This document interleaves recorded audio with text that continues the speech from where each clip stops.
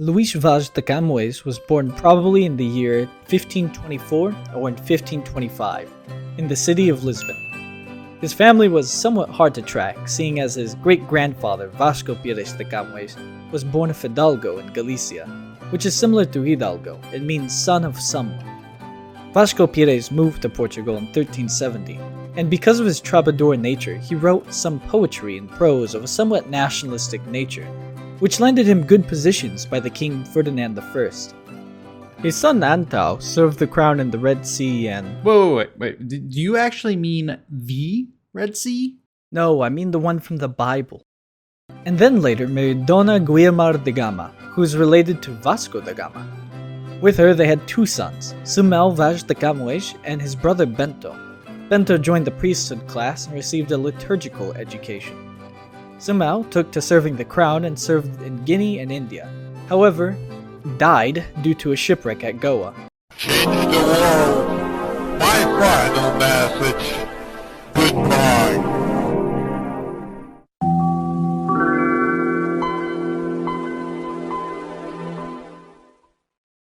Luís was his only son, and he would grow up without a father, but was taken under his uncle Bento's wing.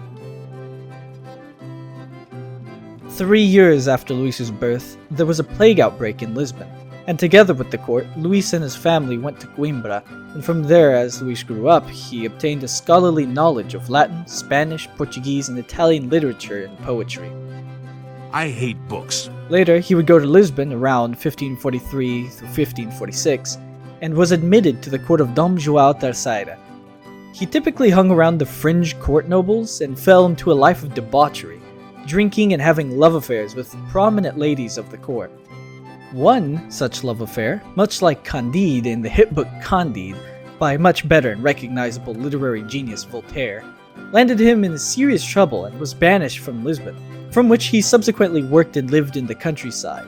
In 1547 he became a soldier, much like Candide in the hit book Candide, by much better and recognizable literary genius Voltaire, in the garrison of Ceuta, where in a battle against the Moroccans he famously lost an eye in combat. The struggle taught him some basic knowledge of warfare, much like Candide in the hit book Candide, by a much better and recognizable literary genius, Voltaire, and likely fueled his rowdy, fatherless behavior.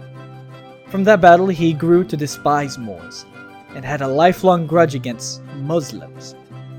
He soon went back to Lisbon and very quickly fell back into his bohemian lifestyle, drinking and brawling and sexing. However, in 1552, his actions, believe it or not, had consequences, and he unfortunately wounded a member of Dom João's court in a street fight, which immediately landed him in jail. But of course, due to his noble nature and his connections to the court, he was pardoned out of jail, on the condition Luís was set from port on 24th of March 1553 in the fleet of Fernão Álvares Cabral to go to Goa, around the Cape of Good Hope. He would not see Portugal's shores for the next 17 years of his arduous life. The alleged last words of Luís just as he left were in a letter with the quote from Scipio Africanus: "Ingrata patria, nossa quidem habebis." Huh? I am an intellectual. You would need a very high IQ to understand. Huh? He turned out to be quite fortunate, as 3 of the 4 ships that set sail sank just getting to Goa, as they were lost out at sea passing the fabled Cape of Good Hope.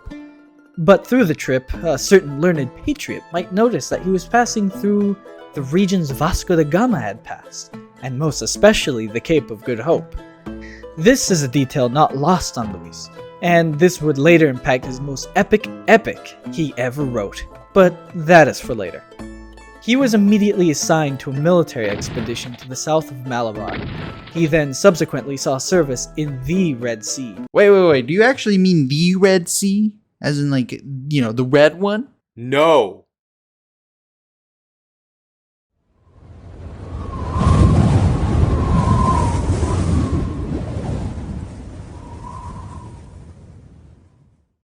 Malacca, the Moluccas, and Macau.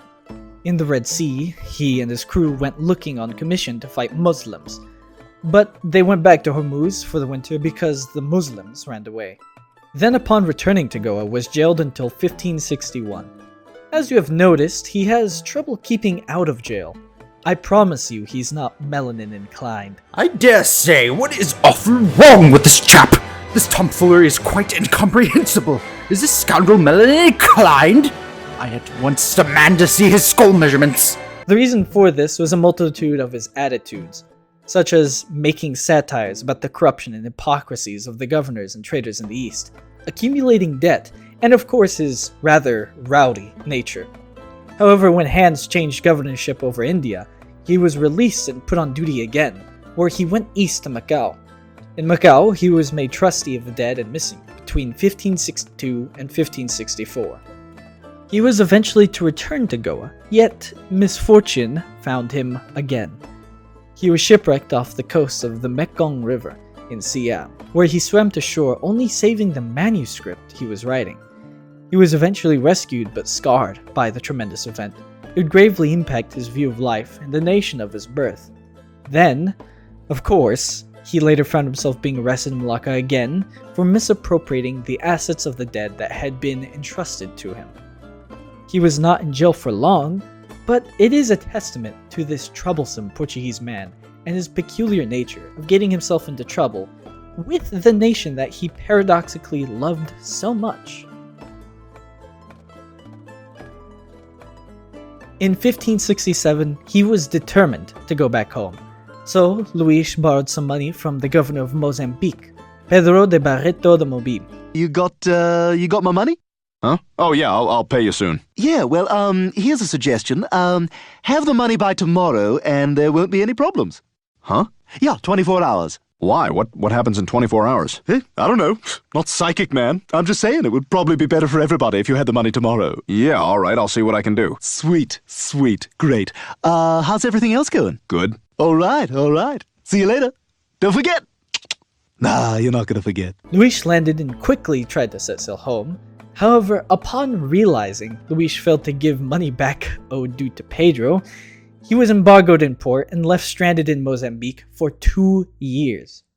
Hey, Pedro, my boy. Could you spare me some ducatos, please? Of course, my friend, for you 500 ducados. Okay, bye. See ya. Wait, where are you going? Home? With what money? Your money? No. Yes. No, I won't. Yes, it will. No, you won't. Gaslighting doesn't work on me. Only money. His friends Heitor de Silveira and Diogo de Couto helped him to scrap some money together, and finally in 1569 was able to set sail to Lisbon.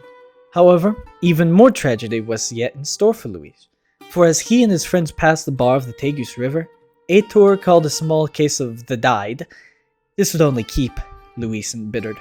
Oh, I think I'm having a heart attack. No, Heitor, the audience knew and loved you so well. I just need a doctor, please. Hush, meu sweet amor, I weep from the heart. Wait, I think I'm starting to feel better. The heart is treacherous. We shall counterattack it as it attacked you. Luís. No, Heitor, please don't die. The audience must remember you. All his hard work, his whole life, his great epic finally shaping up, his literary friends Diego and Heitor among others, his struggle with the Moors, his shipwreck, and despite his ever-thankless nation, he pushed through to finish his lifelong work. All his struggle and trauma shaped into the most important works in all of Portuguese history. It was a grand glorification of Portuguese feats and history told through the hero of his choosing, the Lusos, or the Portuguese people, and written in Vasco da Gama's honor. It was then recited to the young king fated to die in campaign Morocco, Dom Sebastião de Avis. Sebastião was impressed enough. The teen king demanded that his book be published, and that Luís receive a pension of 15,000 reis, which, comparatively to some ladies of the court, who were making 10,000, so the sum was not too bad for the old veteran poet. However, his payment was somewhat irregular, and it seems Luís squandered the money enough that he struggled materially. It was the 4th of August, 1578. Young King Sebastião was encircled and never seen again at the Battle of Alcácer, along with most of the Portuguese army and nobility. The Kingdom of Portugal was an extremely stretched out empire, its resources barely pulling together by the time of Sebastião. The seams were practically coming apart, and despite the best efforts of the previous king, Dom João III, the kingdom found itself with a limited and waning treasury, a turbulent political scene after João's death, the Inquisition, and the ensuing horrific wars of Europe, with switching alliances and privateering become ever present. Luís lived just in time to see the absolute daytime of the empire, but quite literally 2 months before his last light was seen.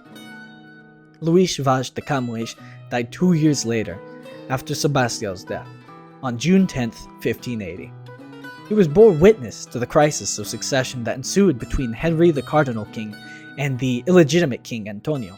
Just 2 months after Luís's death, Philip II of Spain invaded Portugal, and with Philip came his wars with England, the Dutch, sometimes the French, and so on and so on.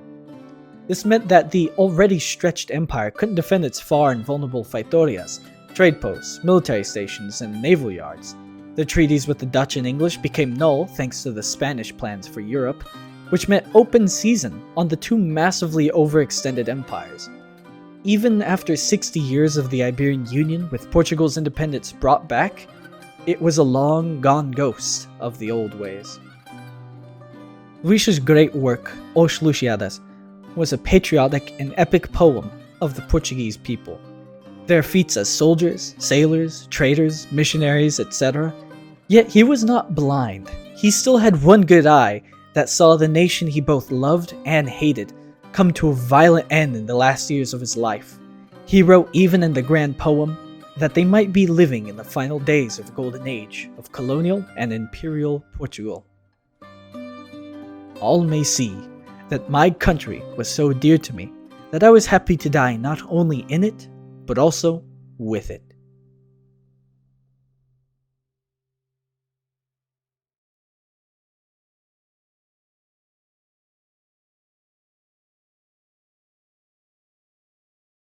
Three years after Luís's birth, there was a plague outbreak in Lisbon, and together with... Oh my god, this paragraph is still long. Oh my god. Huh.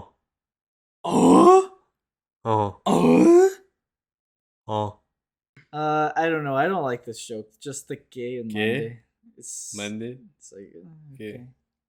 Yeah, Alex write that? Yeah. He thought this was hilarious. This is gold. Hey, we struck gold on this video. Best video yet. This would be funnier. You know what? Don't even say this, okay? You're welcome. You know what? Just don't even speak. I don't need you it's anymore. trendy. Wait. Do you actually mean the Red Sea? Wait. Do you actually mean the Red Sea? Wait. Do you actually mean The Red Sea? Wait, as in the Red Sea? Wait, okay. How many times did you Do do you this? actually mean the Red Sea? Yes. Oh my god. Wait. Do you actually mean the Red Sea? Oh god. No. No, it's doing Do you different actually voices. mean the Red Sea? He really As in did the take red different one? takes. Wow. Wait. Do you actually mean the Red Sea? As in, Dedicated. like, the red one? He respects the craft. I respect the craft, I'm just better at it. What if we just say no, the blue one? Without the insult. No, because he has to be retarded. With what money? No. No. No. Jew. Hey, We can make fun of Jews. Space Jew. We can't